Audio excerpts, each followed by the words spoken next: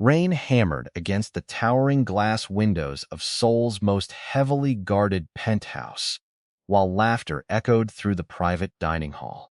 Crystal chandeliers shimmered above a table where some of the country's most feared underworld figures celebrated another successful business deal. At the head of the table sat Kang Min-jae, a man newspapers never dared to name but everyone feared. Wearing a tailored black suit and a relaxed smile, the Korean Mafia boss lifted his wineglass and chuckled. After one of his captains teased him about working too much, "My wife," he said confidently, "she'll complain, she'll scold me, but she'll never leave me." The room erupted in laughter. Everyone nodded. After all, Kang Min-jae controlled empires worth billions. He could command loyalty with a glance. Surely no one would ever walk away from a man like him. Only one person wasn't laughing. At that very moment, 12 floors above the celebration, inside the quiet master bedroom, his wife Han Seo-yoon carefully folded the last sweater into a modest gray suitcase. She paused for several seconds as she looked around the room that had been called hers for 8 long years. The walls were decorated with expensive artwork Min-jae had purchased during overseas trips. A grand piano stood untouched near the balcony because he had promised countless times they would learn together someday. Fresh flowers arrived every Monday without fail, ordered automatically by his assistant, not by the man himself. Everything inside the room screamed luxury.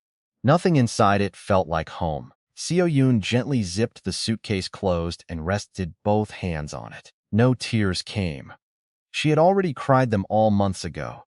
8 years earlier, she had married not the feared mafia boss everyone whispered about, but the quiet young man who used to bring hot fish cake soup to her bookstore during freezing winters. Back then, Min-jae wasn't rich. His suits were cheap, his apartment tiny, and his dreams impossibly large. He promised her that no matter how powerful he became, kindness would always come before money. She believed him. She worked beside him while he built his security company, unaware that behind legitimate contracts lay a dangerous criminal empire inherited after his father's mysterious death. By the time she discovered the truth, she was already deeply in love. She begged him to leave that world. He promised he would. Then another year passed, then another. Each promise became another excuse.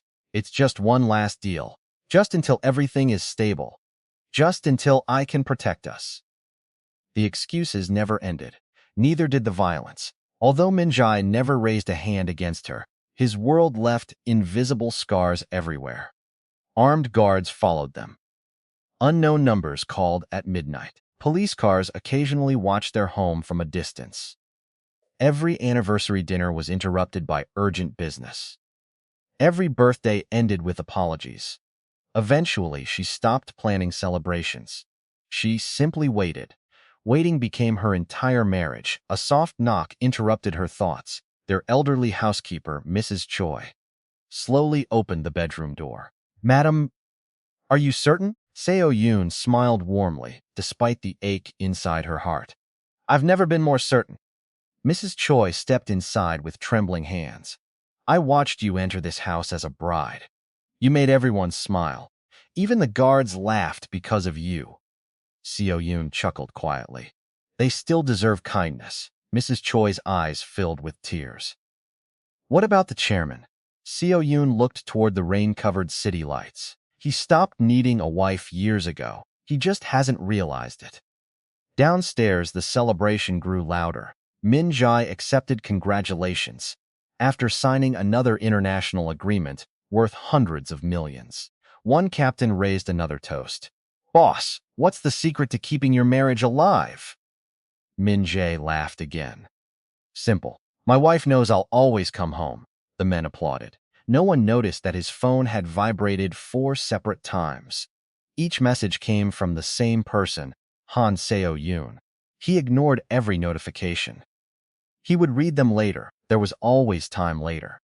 Upstairs, Seo-yoon walked slowly through the enormous penthouse one final time. She stopped in front of a framed photograph taken during their honeymoon on Jeju Island. Neither of them wore designer clothes. Neither had bodyguards. They looked genuinely happy. She carefully removed the picture from the frame and placed it inside a small envelope, not to keep, to return. Everything belonging to Min-jae would remain.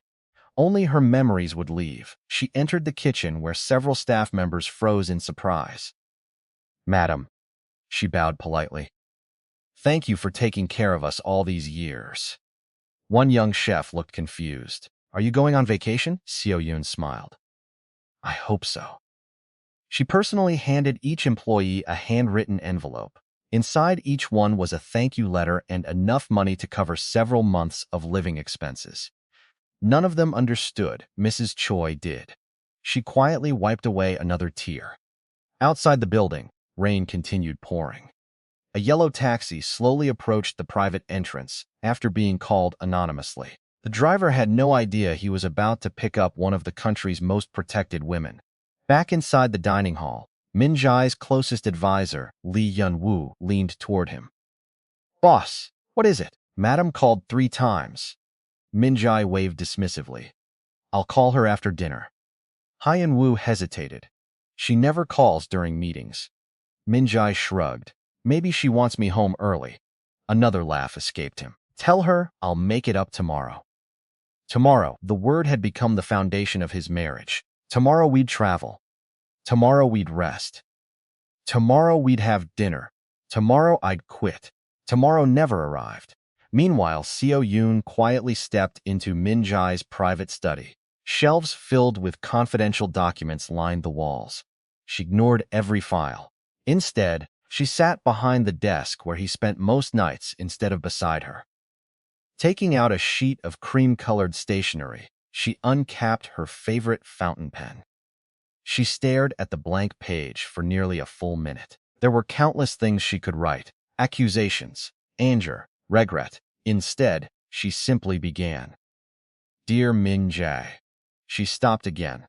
For the first time in years, she wasn't afraid of hurting his feelings. She was afraid he no longer had any. After several deep breaths, she continued writing. Not about betrayal, not about loneliness. She wrote about the man she first met in that tiny bookstore. The young dreamer who carried heavy boxes for elderly neighbors without being asked. The boyfriend who secretly donated money to struggling students, even when he barely had enough himself. The husband who once stayed awake all night, nursing an injured stray puppy back to health. That man had disappeared long before tonight. She wasn't leaving because he had become powerful. She was leaving because somewhere along the journey he had forgotten who he had once been. When she finally finished, only one sentence remained at the bottom of the page. "I waited until I couldn't recognize either of us anymore." She folded the letter neatly and placed her wedding ring on top of it. No dramatic goodbye, no angry confrontation, just silence.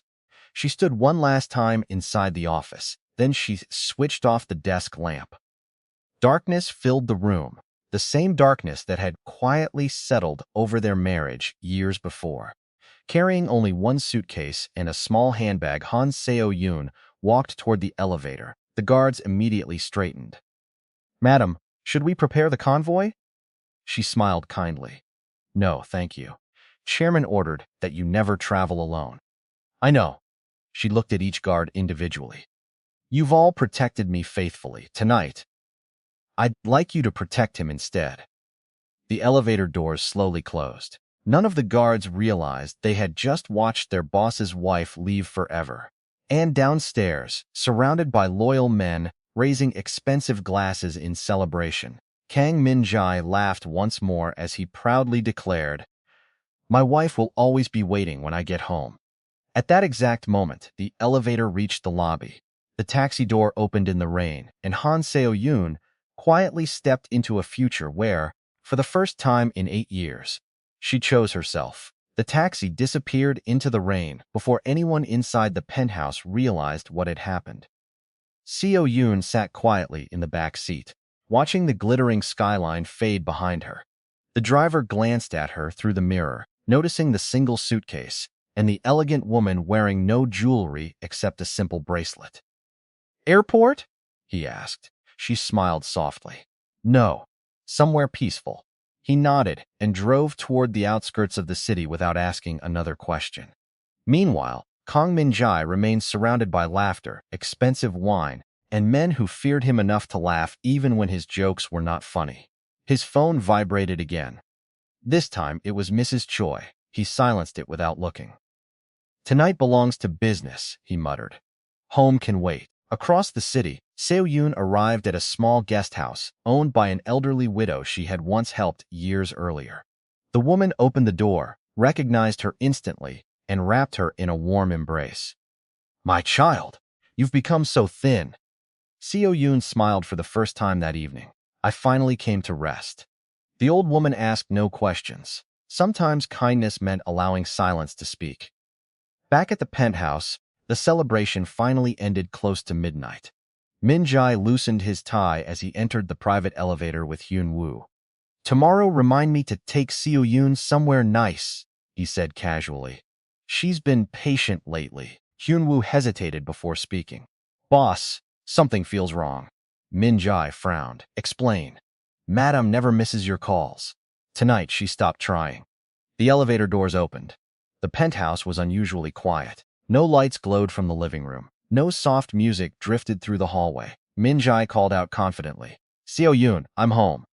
Only silence answered. He walked toward the kitchen. Empty. The library. Empty. The balcony. Empty. A strange feeling settled inside his chest. He climbed the stairs 2 at a time and entered their bedroom. Half of the closet stood empty. Several dresses were gone. Her favorite books had disappeared. The perfume bottle she carried everywhere was missing. On the dressing table lay only a folded handkerchief she had forgotten. His confident smile slowly faded. "Seo-yoon?" he called louder. Mrs. Choi stepped into the hallway with red eyes. She bowed deeply. "Chairman, where is my wife?" She lowered her head. "She left." Min-jae laughed once. "Very funny. Where did she go?" Mrs. Choi remained silent. His laughter disappeared. "Mrs. Choi, she left this house." His expression hardened. "For how long?" The old housekeeper struggled to answer. She said, "Forever." The word struck him harder than any bullet ever could. Impossible. He stormed into his study, expecting to find her waiting with another lecture about working too much. Instead, he found only darkness. He switched on the lamp. A single envelope rested neatly in the center of his desk. Beside it lay her wedding ring. Time seemed to stop. His hands, steady enough to fire a gun without trembling, suddenly shook as he picked up the ring. He recognized every tiny scratch on its surface. He had chosen it when they had almost no money. Tears threatened to form, but he forced them back. "No," he whispered. He unfolded the letter. Every sentence felt heavier than the last. She never accused him of being cruel. She never blamed his dangerous life. Instead, she wrote about the man he used to be. The man who believed helping strangers mattered more than winning fights. The man who laughed without bodyguards standing nearby. The man who loved one woman more than power itself. By the time he reached the final sentence, the room felt unbearably quiet. "I waited until I couldn't recognize either of us anymore." Min-jae lowered the letter slowly. For several minutes, he simply stared into nothing. Hyun-woo entered carefully. "Boss?" No answer. "Should I send the men?" Min-jae remained motionless. "Boss?" His voice became ice cold. "Find her." Hyun-woo nodded immediately. "Every airport?" "Every airport." "Train stations?" "Every station." "Hotels?" "Every hotel." Within minutes, hundreds of trusted men spread across Seoul. Luxury hotels, hospitals, train terminals, bus stations, apartment buildings. Every possible location was searched before sunrise. Yet Han Seo-yoon had vanished without leaving a trace. She had spent months preparing for this single night, while everyone believed she would never leave. At dawn, Hyun-woo returned with exhausted eyes. Nothing. Min-jae slammed his fist against the desk so hard the expensive wood cracked. "Search again. We already have." Again. His men obeyed immediately. Hours became days. Days became a week. Every report ended the same way. No sightings, no phone activity, no bank withdrawals, no passport use. It was as though she had disappeared from the world. Min-jae stopped sleeping.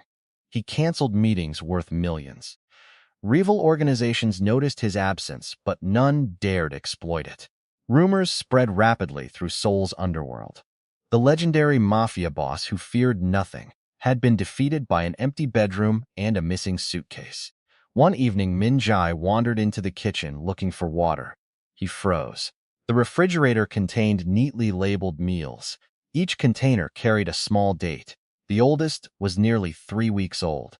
She had prepared food before leaving because she knew he often forgot to eat. Even while planning to walk away forever, she had still worried he might skip dinner. He slowly sat at the table, holding one of the containers. Mrs. Choi quietly entered. "Madam cooked those herself." Min-jae looked up. "When?" "Every night after you fell asleep in your office." "Why didn't anyone tell me?" The old woman answered gently. "She asked us not to disturb your work." He closed his eyes. Suddenly, memories flooded back. Countless nights she had invited him to dinner.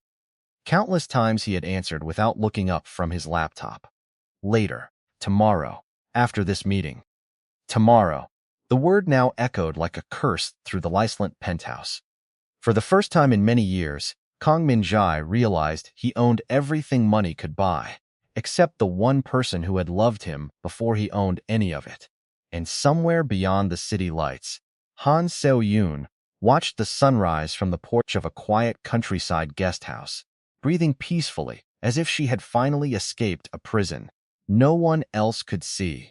Morning sunlight slipped through the guest house windows, gently warming the wooden floor where Han Seo-yoon sat with a cup of tea. For the first time in years, she woke without the sound of security radios, urgent phone calls, or helicopters circling overhead.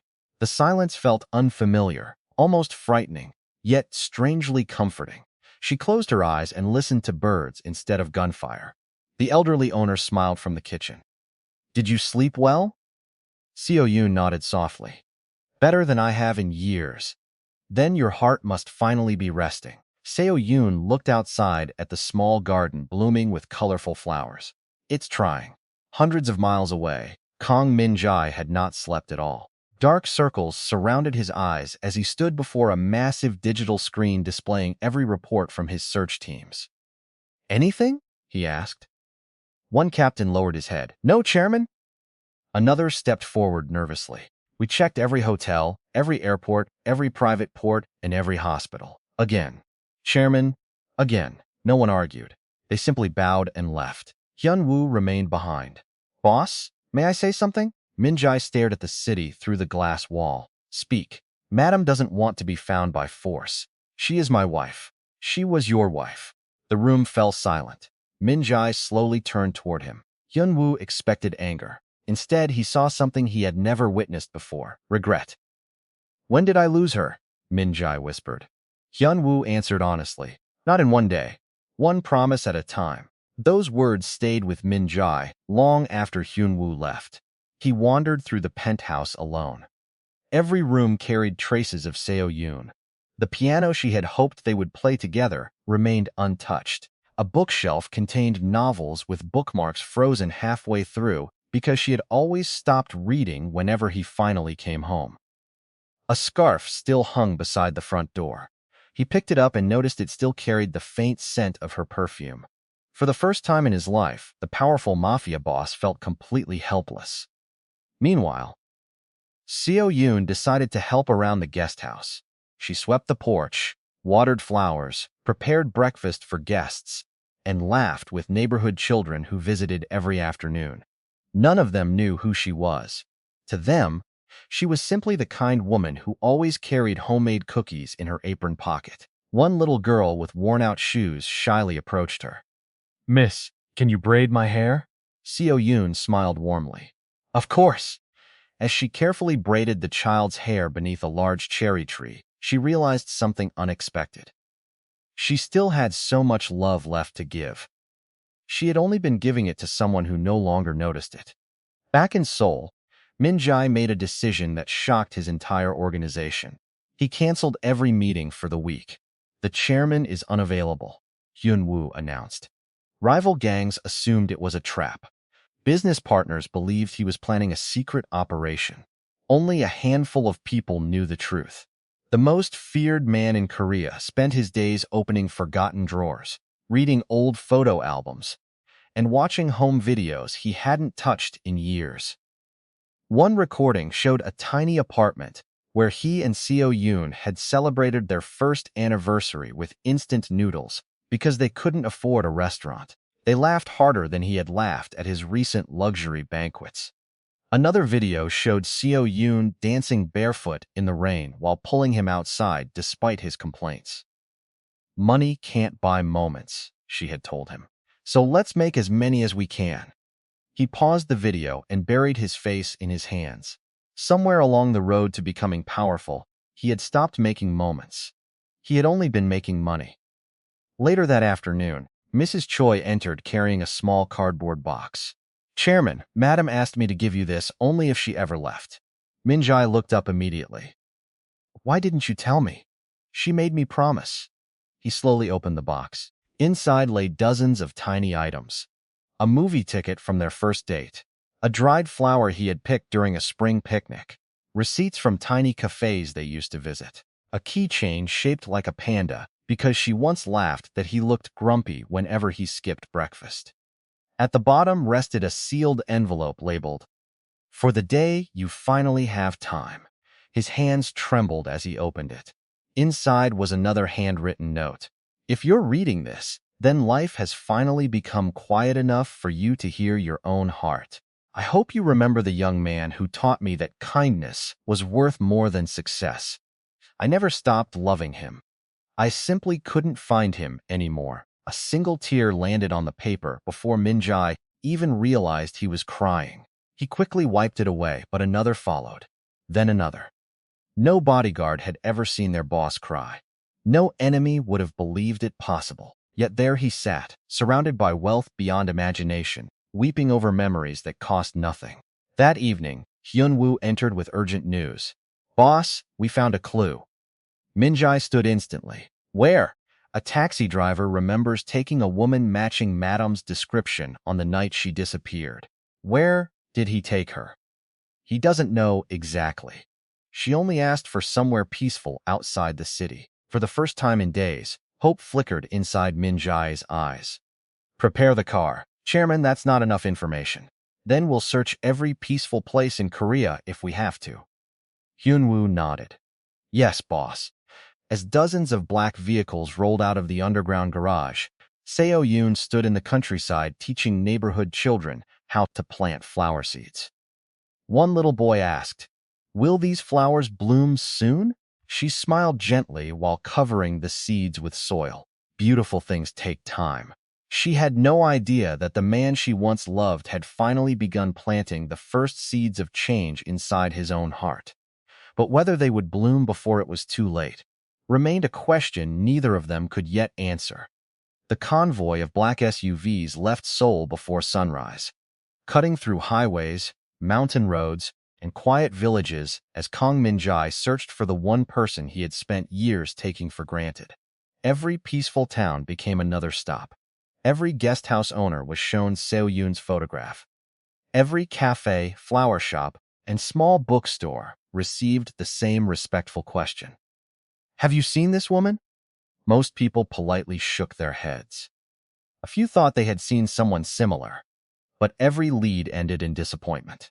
Normally, Min-jae would have ordered faster results, but this time he refused to intimidate anyone. He simply thanked each stranger and moved on. His men exchanged confused glances. Their ruthless boss was apologizing whenever he interrupted someone's breakfast. They had never seen him like this. Hundreds of miles away, Seo Yoon had settled into a simple routine. She woke before dawn, helped prepare breakfast at the guest house, tended the vegetable garden, and spent afternoons volunteering at the tiny community library. The shelves were old, many books were torn, and the roof leaked whenever it rained, but children still filled the room every day because they loved listening to her read stories.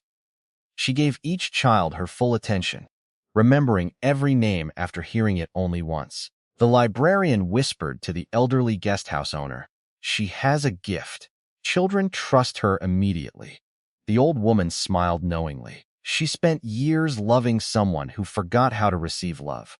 Now she has enough kindness left to brighten an entire village.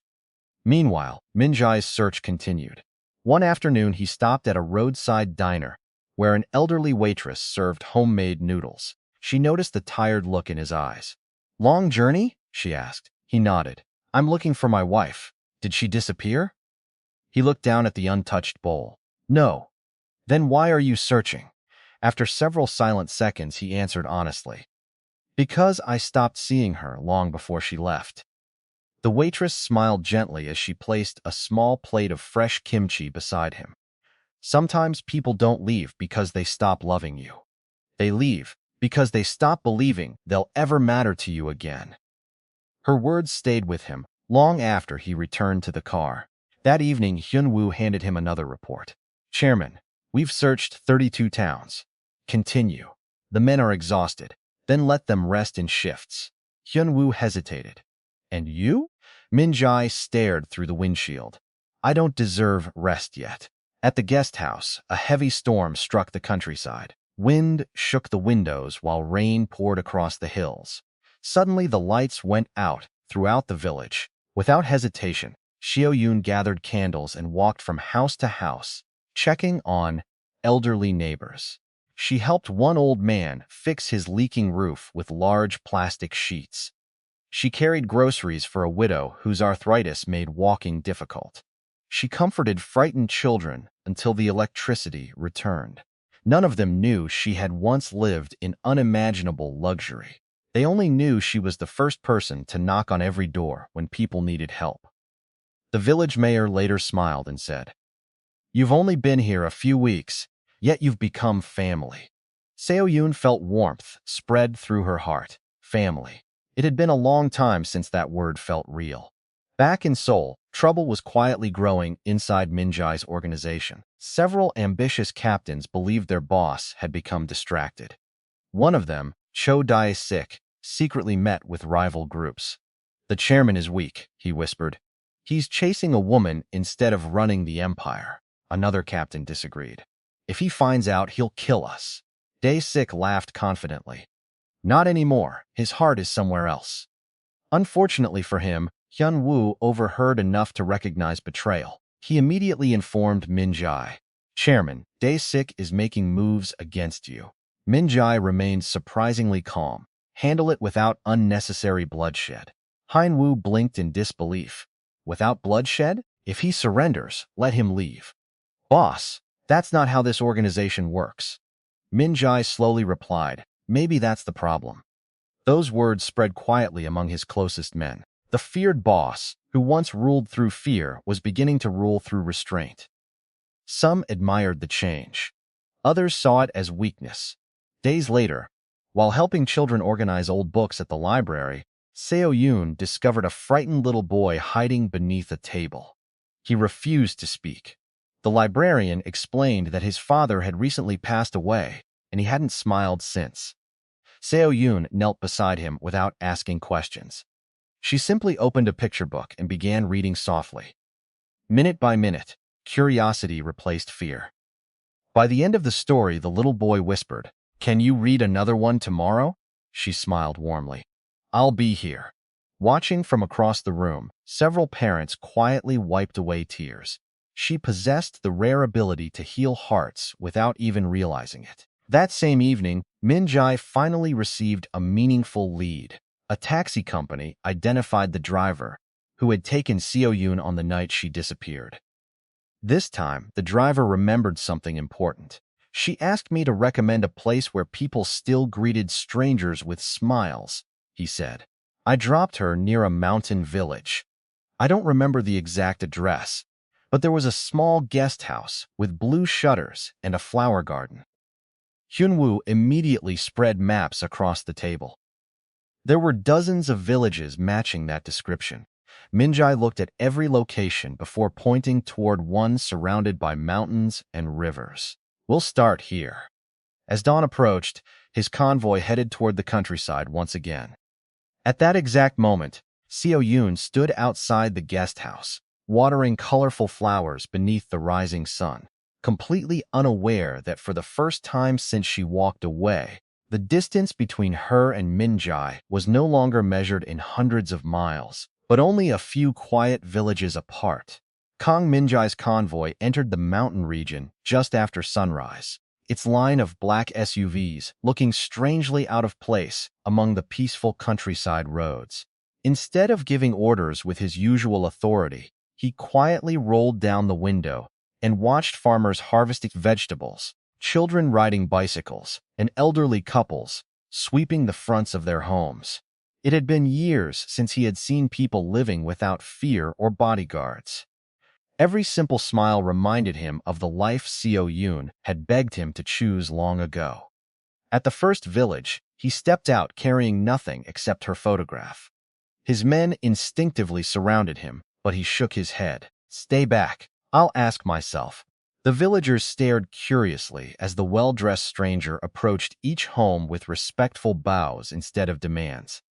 "Excuse me, have you seen this woman?" An elderly farmer studied the picture carefully before smiling. "She looks kind." Min-jae forced a small smile. "She is. I'm sorry, I haven't seen her." Min-jae thanked him sincerely before moving to the next house. Hour after hour, the answer remained the same. No one recognized her, yet he refused to lose hope. Several villages away, Seo Yoon spent the morning helping children paint colorful signs for the community garden. Their laughter echoed across the hills as they accidentally splashed paint on each other's clothes. One little girl accidentally spilled blue paint on Seo Yoon's sleeve and immediately burst into tears. Instead of becoming upset, Seo Yoon dipped her own brush into yellow paint and gently placed a tiny flower beside the stain. "Now it's part of the picture," she said with a warm laugh. The little girl giggled, and soon every child was decorating each other's shirts with tiny flowers, birds, and butterflies. The village echoed with joy. The elderly guesthouse owner watched from the porch and whispered to herself, "She carries sunshine wherever she goes." Back on the road, Hyun-woo received another call. "Chairman, we've narrowed it down." The taxi driver confirmed there was a wooden bridge near the guest house. Min-jae immediately spread another map across the hood of the SUV. 3 villages matched the description. "We'll search all 3, he ordered. "No shortcuts." By late afternoon, the convoy entered the first village. Children stopped playing soccer to watch the expensive vehicles arrive. Min-jae walked through narrow streets lined with flower pots and tiny cafes. He noticed something unusual.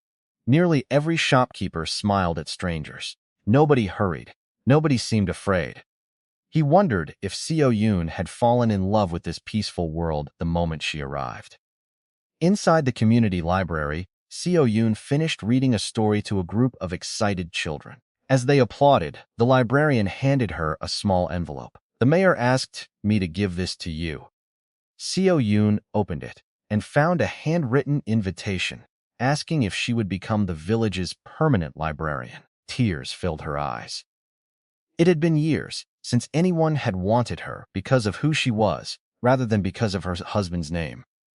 She quietly folded the letter and placed it inside her pocket. "Please tell the mayor I'll think about it."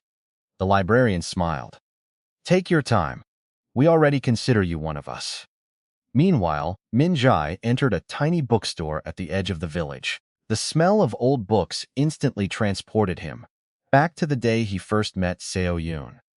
She had been organizing novels on a shelf when he awkwardly asked for directions to a history section that didn't exist. She later admitted she knew he had invented the question just to start a conversation. He smiled sadly at the memory. The bookstore owner noticed the photograph in his hand. "Looking for someone?" Min-jae nodded. "My wife." The woman examined the picture carefully before shaking her head. "I haven't seen her, but I hope you find her." As Min-jae turned to leave, the owner added quietly, "Don't forget to tell her what she means to you before it's too late." He froze for a moment before replying, "I'm afraid it may already be too late." That evening, as the sun disappeared behind the mountains, Seo Yoon walked alone to the wooden bridge overlooking a quiet stream. She loved ending each day there because the flowing water reminded her that life always moved forward. no matter how painful yesterday had been.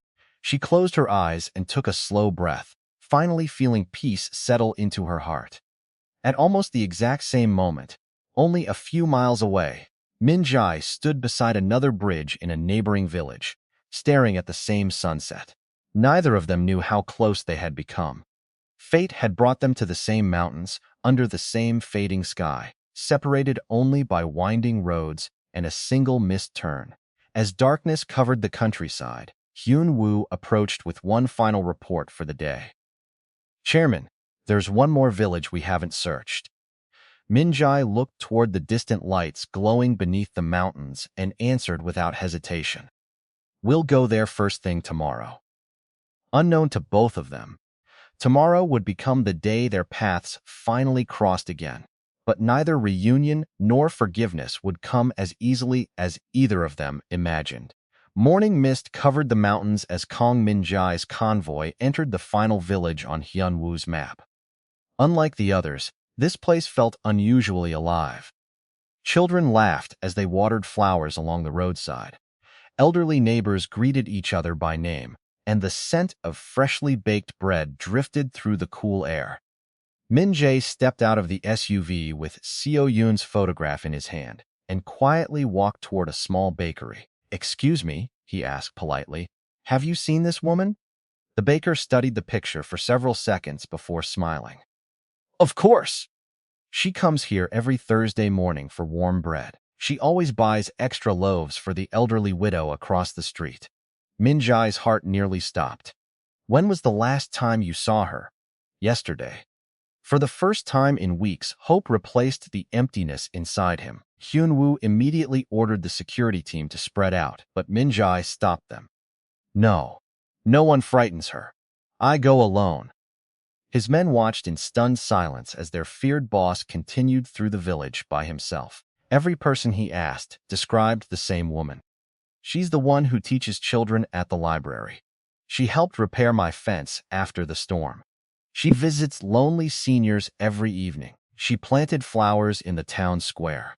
Every story made him realize that, even after everything she had endured, Seo-yoon had never stopped giving kindness to others. Meanwhile, Seo-yoon spent the morning helping children prepare for the village summer festival. They practiced songs, decorated colorful paper lanterns, and laughed while hanging ribbons between the trees. The little boy who had once hidden beneath the library table proudly ran toward her. "Miss Seo-yoon, look, I can smile again." He flashed the biggest grin she had ever seen. She knelt and hugged him gently. "I knew you could." The librarian watched with moist eyes. "You've changed this village in such a short time." Seo-yoon smiled softly. "Maybe this village changed me first." At that moment, Min-jae arrived outside the community library. Through the open window, he heard children's laughter. His feet suddenly refused to move. For weeks he had imagined this moment, but now fear overwhelmed him. What if she refused to see him? What if she looked at him with complete indifference? Before he could decide, the library doors opened. Children rushed outside carrying colorful drawings. Min-jae instinctively stepped behind a large tree so they wouldn't notice him. Then he saw her. Han Seo-yoon walked onto the front steps, wearing a simple cream-colored sweater, jeans, and an apron dusted with paint. She looked healthier than she had in years. Her smile reached her eyes again. She laughed freely as the children surrounded her. There were no diamonds, no designer dresses, no bodyguards, yet she looked more beautiful than she ever had inside the luxurious penthouse. Min-jae felt tears gathering as he realized something painful. She wasn't surviving without him. She was finally living. He remained hidden, unable to interrupt the happiness she had found. Hyun-woo quietly approached from a distance. "Chairman, should we bring her back?" Min-jae never looked away from Seo-yoon. "Back?" he whispered. "To what? A lonely house filled with empty promises?" Hyun-woo stayed silent. They watched as one elderly woman approached Seo-yoon with a basket of freshly picked peaches. "These are for you, dear. Thank you for helping my husband last week." Seo-yoon accepted the gift with both hands and bowed respectfully. "Thank you. I'll share them with the children." Min-jae remembered how she had always shared everything, even when they had almost nothing. He had simply stopped noticing. A few minutes later, the village mayor walked over to Seo-yoon carrying official papers. "Have you made your decision?" She smiled warmly. "Yes." "Will you stay?" She looked around at the children chasing butterflies, the elderly neighbors chatting beneath the trees, and the peaceful mountains surrounding the village. "If you'll have me, I'd love to stay." The mayor happily shook her hand while nearby villagers applauded. Hidden behind the tree, Min-jae quietly closed his eyes. The words struck harder than any betrayal ever could. She had chosen a new life, a life that did not include him. Yet instead of anger, he felt something unexpected: relief. She had finally found the peace he had failed to give her. As the applause faded, one little girl tugged on Seo-yoon's sleeve. "Miss Seo-yoon, who's that man standing by the tree?" Every head slowly turned toward Min-jae. Seo-yoon followed their gaze. The moment her eyes met his, time seemed to freeze. Neither of them spoke. Neither moved. Weeks of heartbreak, regret, memories, and unanswered questions filled the silent space between them. The children looked back and forth in confusion, while the villagers sensed they were witnessing something deeply personal. Min-jae took one slow step forward, his confident posture gone. His eyes filled not with authority, but with genuine remorse. For the first time since they had met years ago in that tiny bookstore, the powerful Mafia boss stood before his wife with absolutely nothing to hide and absolutely no idea whether she would even allow him to say a single word. Silence settled over the village square as Han Seo-yoon and Kang Min-jae stood face to face for the first time since the night she had quietly walked away. The children sensed the seriousness of the moment and slowly stepped back while the villagers exchanged curious glances. Min-jae opened his mouth several times, but no words came out. For years he had negotiated billion-dollar deals without hesitation, yet standing before the woman he loved left him completely speechless. Seo-yoon remained calm, her expression gentle but guarded. "How did you find me?" she finally asked. Min-jae lowered his eyes. "I searched everywhere." She nodded softly. "You never searched for me when we lived together." Her words landed with painful honesty. He accepted them without argument. You're right. She had expected excuses, promises, or explanations. Instead, he simply admitted the truth. That surprised her more than anything. One of the village children ran over and tugged gently on Seo-yoon's hand. "Miss Seo-yoon, are you okay?" She smiled reassuringly. "I'm fine." The little girl looked up at Min-jae. "Don't make her cry." Min-jae knelt until he was at the child's eye level. "I already did," he answered quietly. "That's why I'm here." The child studied his face before slowly returning to the others. The villagers respectfully drifted away, giving the couple privacy. They walked together toward the wooden bridge without saying another word. The sound of the flowing stream filled the silence between them. Finally, Min-jae spoke. "I read every letter." Si-yoon looked ahead. "I hoped you would. I should have listened long before you needed to write them." She stopped walking. "Do you know how many nights I waited for you?" He nodded. "Not enough." "Do you know how many anniversaries I celebrated alone?" "Yes." "Do you know how many times I defended you to people who told me to leave?" His voice broke. "I know now." She looked at him carefully. The arrogance that had once surrounded him was gone. The expensive confidence had been replaced by quiet humility. Still, wounds built over years could not disappear in a few days. "Why are you really here, Min-jae?" she asked. "Because you're lonely?" He slowly shook his head. "No." "Because people are talking about your missing wife?" "No." "Because you suddenly realized you love me?" Tears formed in his eyes. "I never stopped loving you. I just stopped showing it." She looked away, blinking back her own emotions. "Sometimes that's the same thing." He accepted the painful truth. "Maybe it is." For several moments, neither of them spoke. Birds flew over the river while the breeze gently moved the trees around them. Min-jae reached into his coat pocket and carefully placed her wedding ring on the wooden railing between them. "I didn't come to ask you to return today." Seo-yoon looked at the ring but made no move to pick it up. "Then why did you come?" He took a deep breath. To apologize without expecting forgiveness. She stared at him silently. I stole years from you, he continued. I kept asking for tomorrow while wasting every today you gave me. I thought providing a luxurious life was enough. I forgot you never married me because of money. You married the man who brought soup to your bookstore and believed kindness mattered more than power. His voice trembled. I buried that man beneath ambition.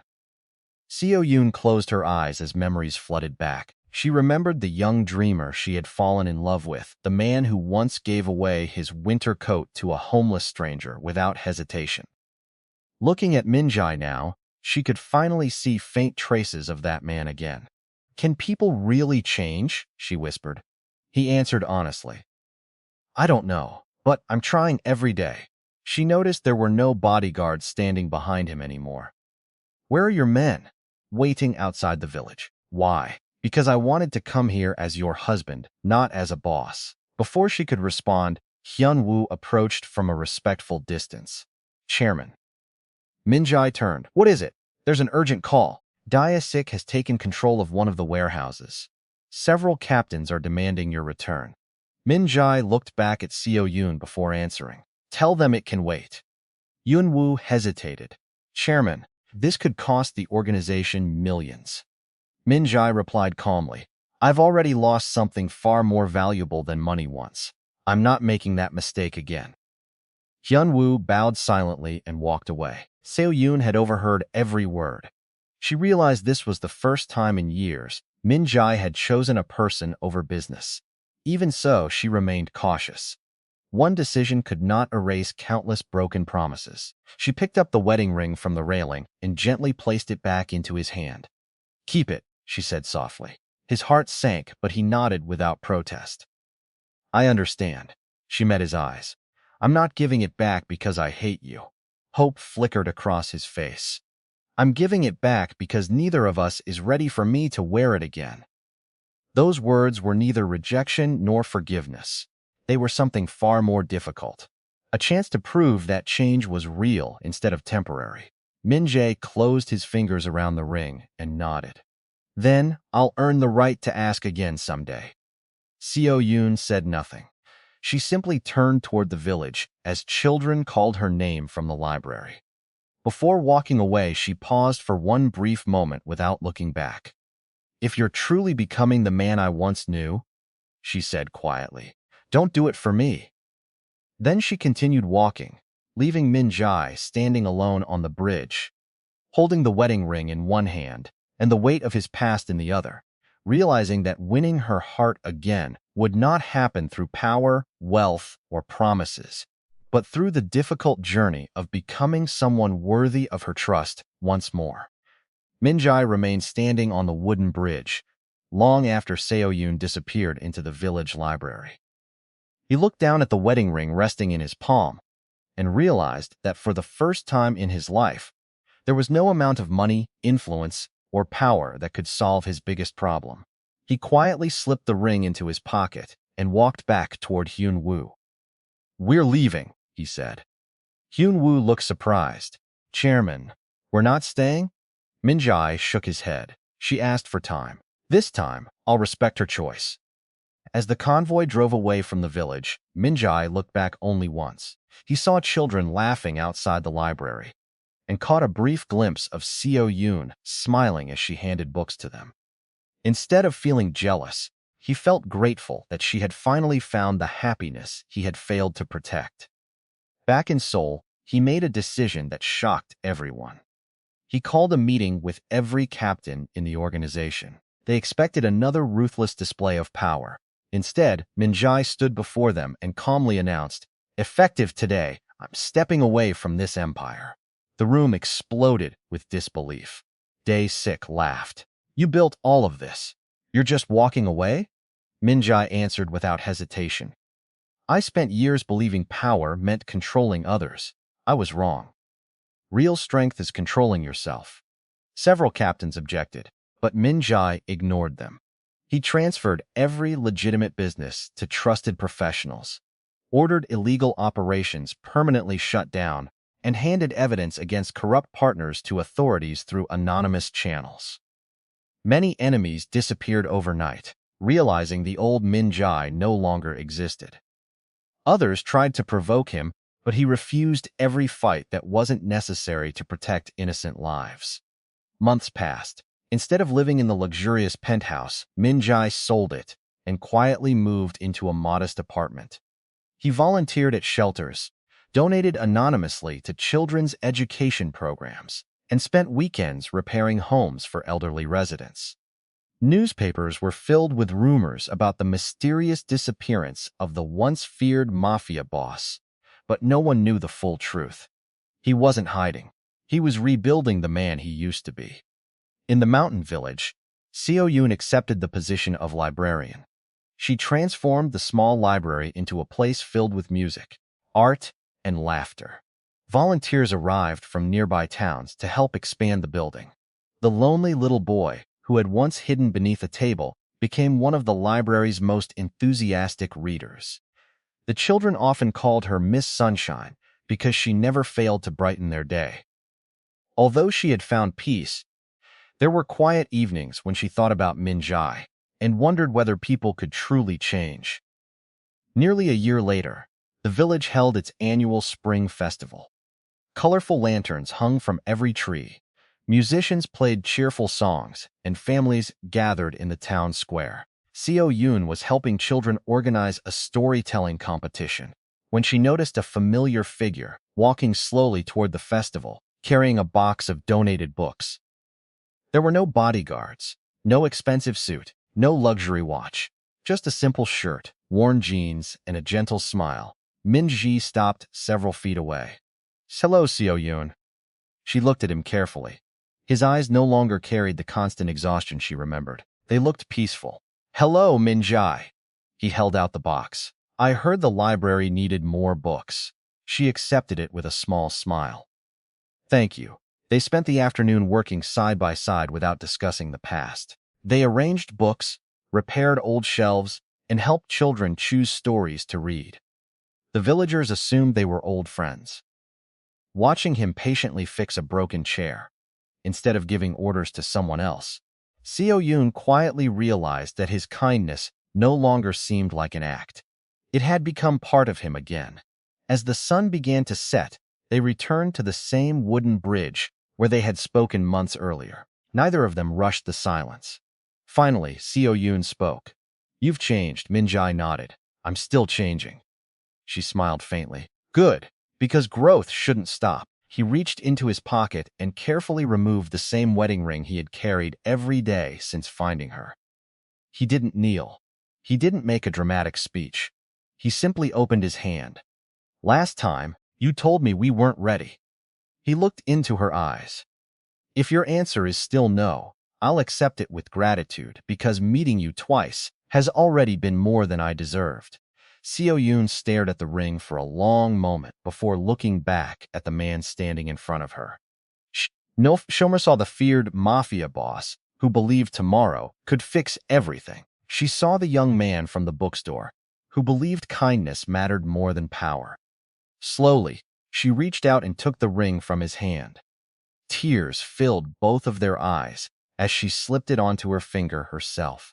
"This time," she whispered, "let's not wait for tomorrow." Min-jae smiled through tears. Never again. The evening breeze carried the sound of children laughing from the village square as they walked back together, not toward a life of wealth or power, but toward a future built one ordinary day at a time, where neither of them would ever again mistake love for something that could simply wait until tomorrow.